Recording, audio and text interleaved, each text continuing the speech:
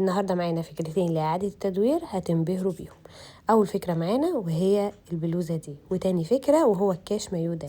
هنبدأ بالكاش مايو ده، ويلا نبدأ. لو عجبكم الفيديو دوسوا لايك واشتراك للقناة وفعلوا زر الجرس ويلا بينا.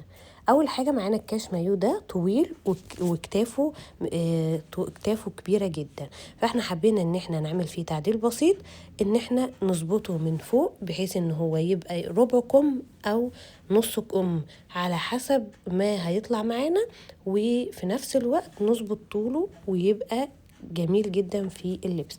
اول حاجه احنا هنا خدنا الطول الزياده اللي احنا مش محتاجينه، وطبعا مع الكاش مايو ده حتى لو هو يعني حابه تقصريه اكتر كمان، يعني هو لو مظبوط ممكن تقصريه اصلا تعمليه مثلا لحد الركبه او بعد الركبه كده، مش شرط ان هو يكون اصلا طويل كطول الجلابيه البيتي العاديه.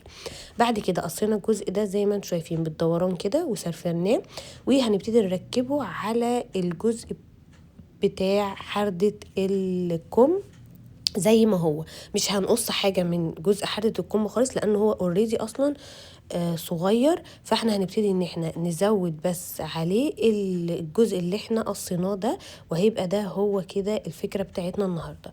اتمنى تكون واضحة ليكوا في التصوير.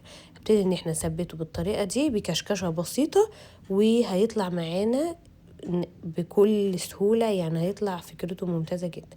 على فكرة كمان ممكن ان انتي تعملي نفس الفكره وتديها بس لاي حد لو ما عندكيش مكنه ان هو يثبتها لك على القماش. وهنا لو انتي حتى ما سرفلتيش القماشه دي ما فيهاش اي مشكله، ممكن تعمليها على ايدك وتثبتي بس بكشكشه بسيطه كده، لان انتي مش هتقصي اي حاجه من حردة الكم، فبالتالي مش هيبقى فيه قماش ظاهر ولا اي حاجه خالص.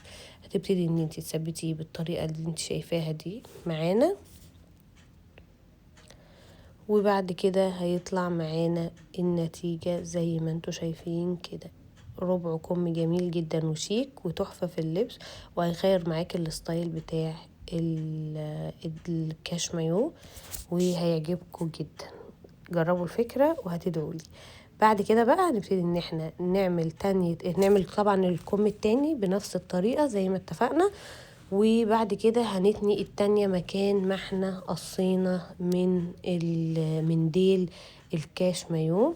هنبتدي ان احنا نقفله زي ما انتوا شايفين كده، وهيبقى معانا كده الكاش جاهز على اللبس. الفكرة جميلة، بتمنى تعجبكم وتستفادوا منها وتشاركوها مع اصحابكم. تمام كده دي الفكرة الأولى. الفكرة التانية دي بقى وهي دي اللي بالنسبة لي مبهرة، كملوا معايا الفيديو للآخر بجد هتنبهروا. البلوزة دي أنا عملتها من حاجة موجودة تهيألي عندنا كلنا بالنسبة للمحجبات، الطرحة اللي هي بشراشيب دي. الطرحة دي جت موضة فترة وفي ناس كتير عندها منها ومش بتلبسها. احنا عملنا منها فكرة وهي فكرة لذيذة جدا، عملنا منها بلوزة تلبسيها في البيت وفي نفس الوقت تبقى طرية معاكي، لان القماشة دي اصلا قطن فهي جميلة جدا في اللبس. عملنا ايه؟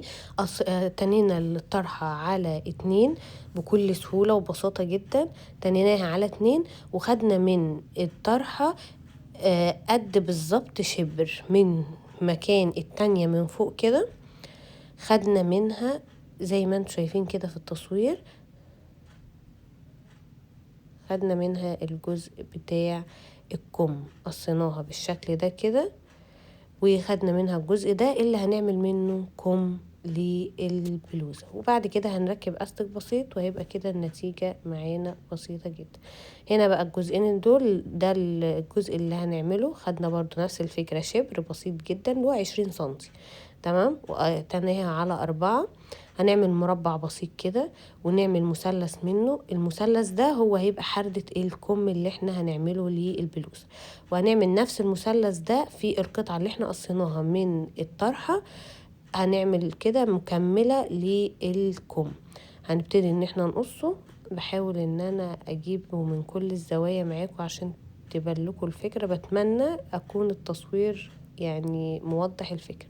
نبتدي ان احنا نعمله كده ونفتح طبعا الكمين لان دول كانوا متصلين ببعض، وبعد كده هنركب الاستك على المكنة ويبقى معانا البلوزة جاهزة على اللبس.